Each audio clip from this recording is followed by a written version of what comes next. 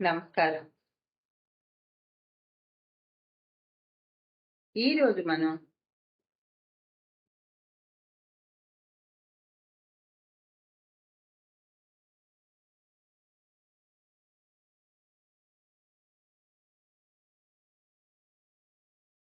నమస్కారం.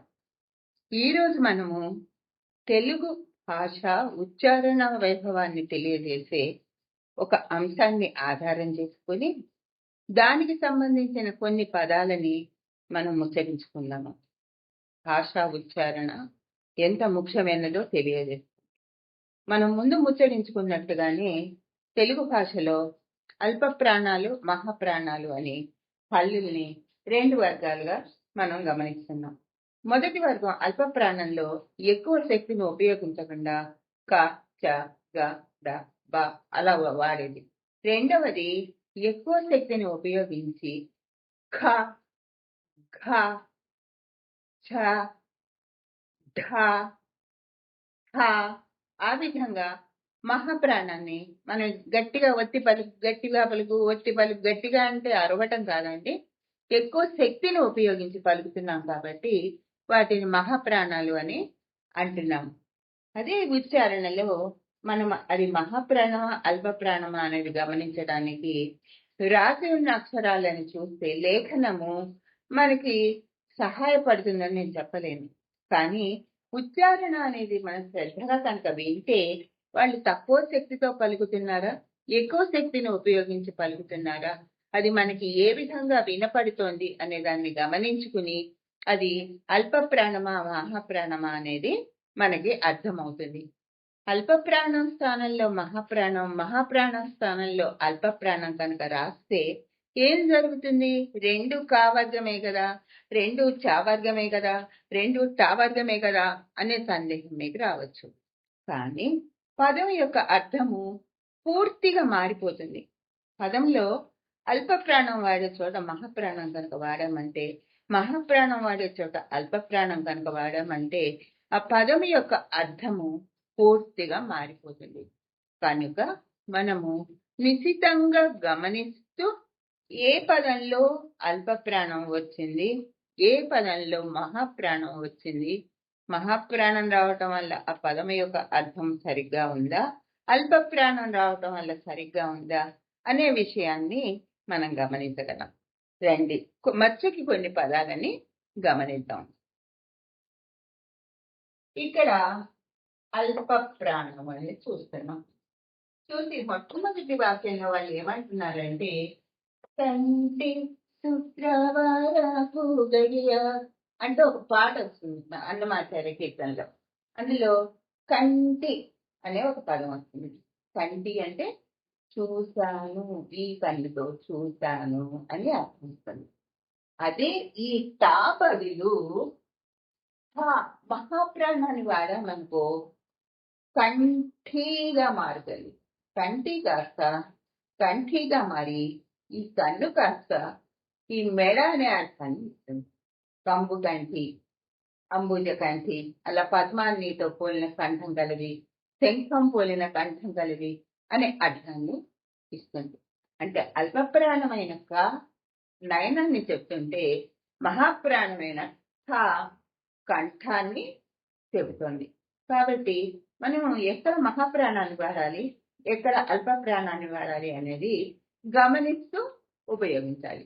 రెండవ పదంలో ఏముందంటే కని, దీనిలో అల్ప ప్రాణం వచ్చింది.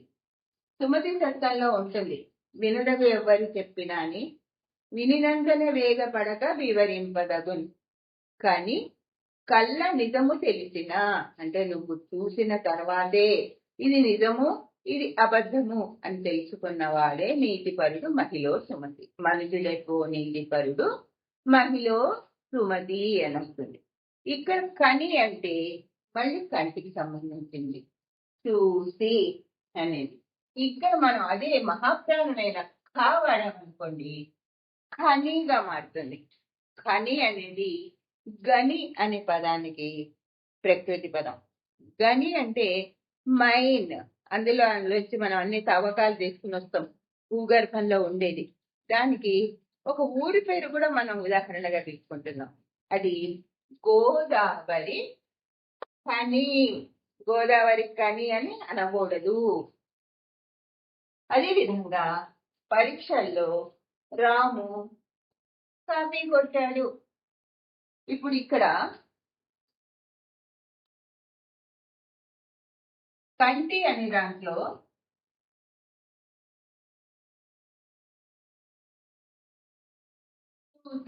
చూశాను అనే అర్థం వస్తుంది.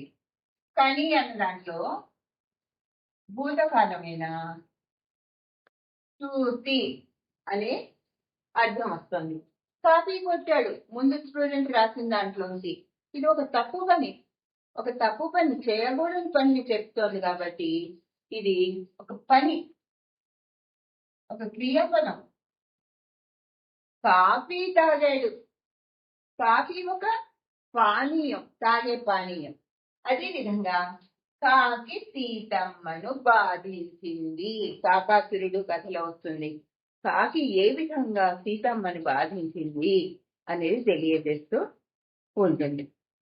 కావలు మహాప్రాణం రాస్తాం అనుకోండి. కాకి అంటే రక్షక భటులు. వాళ్ళు దొంగల్ని పట్టుకున్నారు. వాళ్ళు వేసుకునే దుస్తుల యొక్క రంగుని బట్టి కాకి అనే పేరు వాళ్ళకి వచ్చింది. అదేవిధంగా కాళీమాత యొక్క పూజ జరుగుతోంది అనేది దేవత పూజ. కాకి అంటేనేమో ఇక్కడ పక్షి కింద వస్తుంది. కాకి అంటేనేమో పోలీసు కింద వస్తుంది. కాళీ అనేది దేవికి వస్తుంది. కాళీ అనే అల్ప ప్రాణం వాడితే దేవతామూర్తి పేరు వస్తుంది. ఖాళీ అని వాడితే ఏమీ లేదు, అంతా అయిపోయింది అని.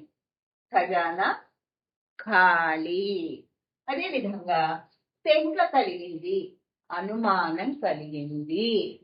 ఇక్కడ కా అనేది అల్ప ప్రాణం, ఇక్కడ కా అనేది అల్ప ప్రాణం, ఇక్కడ కా అనేది అల్ప ప్రాణం, ఇక్కడ పి అనేది అల్ప ప్రాణం, ఇక్కడ కూడా అల్ప ప్రాణం, ఇక్కడ కూడా పి అనేది అల్ప ప్రాణం. పంకజము అంటే పద్మము, పంకము అంటే బూరద. పంక అనే ఈ పదము మనకి బూరద అనే అర్థాన్ని ఇస్తుంది. శంక అనే ఈ పదము అనుమానము అనే అర్థాన్ని ఇస్తుంది. కనుక బిరులు అసలు ఇస్తున్నారా బిల్లు కనుక అని ఆశ్చర్యంగా అంటాం అనుకోండి, ఒక వ్యక్తిని గురించి చెప్తున్నట్టుగా అవుతుంది. అదే తనఖా అంటే అతనికి రావాల్సిన మొత్తము ఇస్తున్నాము. దీనికే తనిఖీ అని కూడా వస్తుంది. వాళ్ళని ఇన్స్పెక్షన్ చేసి చూసి రౌండ్ లో అంతా గమనించి వాళ్ళకి ఇచ్చే మొత్తాన్ని తనఖా అని, వాళ్ళకి రావాల్సిన మొత్తాన్ని అంటారనమాట. తనఖా అంటే అతనిగా ఒక వ్యక్తికి. ఈ విధంగా మహాప్రాణాలు వాడాల్సిన చోట మనం మహాప్రాణం వాడకుండా అల్ప ప్రాణం వాడితే ఆ పదము దానికి సంబంధించిన భావాన్ని మనకి అందించలేదు. మనం కూడా దాన్ని గమనించలేం. మనం కూడా ఆ ఏ సంబంధంలో ఏ పదాన్ని వేరే వాళ్ళకి చెప్పబోతున్నామో దాన్ని చెప్పలేము. భాష తన యొక్క సౌలభ్యాన్ని కాస్త కఠినతరం చేసుకుని మనకు చెప్పలేదు కాబట్టి చాలా అందమైన భావ ప్రవాహకమైన భాషను చెప్పాలి అంటే మహాప్రాణాల చోట మహాప్రాణాన్ని వాడాలి, అల్ప ప్రాణాలు వచ్చే చోట అల్ప ప్రాణాలు వాడాలి. వాడేటప్పుడు కొంచెం జాగరూకత వహించి ఆ పదంలో వస్తున్నది మహాప్రాణమా అల్ప ప్రాణమా అనేది గమనించి ఆ విధంగా ఆ పదాన్ని అర్థవంతం చెయ్యాలి. మీకు కనుక ఇంకా ఏవైనా పదాలు ఈ విధంగా అల్ప ప్రాణం వాడినప్పుడు అల్ప ప్రాణంతో ఉన్నప్పుడు ఒక అర్థాన్ని ఇస్తూ అల్ప ప్రాణం బదులు మహాప్రాణం వచ్చినప్పుడు వేరొక అర్థాన్ని ఇస్తున్నవి కనుక తోస్తే మీరు కామెంట్స్ రూపంలో పెడితే నేను వాటిని చూసి నేను కూడా తెలుగు తల్లిని సేవించుకుంటాను. ఇప్పటికీ ఇంతటితో ముగిస్తున్నాను. మనము వచ్చే ఎపిసోడ్లో ఒక గుడింతపు గుర్తు మారితే ఏమవుతుంది అనే అనుమానం వస్తుంది కనుక ఒక గుడింతపు గుర్తు అంటే అచ్చులో తలకట్టు ఉండాల్సిన చోట దీర్ఘం కానీ, తలకట్టు ఉండాల్సిన చోట కొమ్ము కానీ, తలకట్టు ఉండాల్సిన చోట గుడి కానీ వస్తే ఆ పదమంతా అదే విధంగా ఉండి ప్రథమ అక్షరంలో రావాల్సిన గుడింతపు గుర్తు కనుక ఒకదానికి బదులుగా ఇంకొకటి వస్తే పదాలు తమ అర్థాన్ని ఏ విధంగా మార్చుకుని మనకి కొత్త అర్థాన్ని ఇస్తాయి అనేది గమనిద్దాము. ఇప్పటికి ఉంటానండి. మళ్ళీ ఎపిసోడ్లో కలుద్దాము. నమస్తే. జై తెలుగు తల్లి.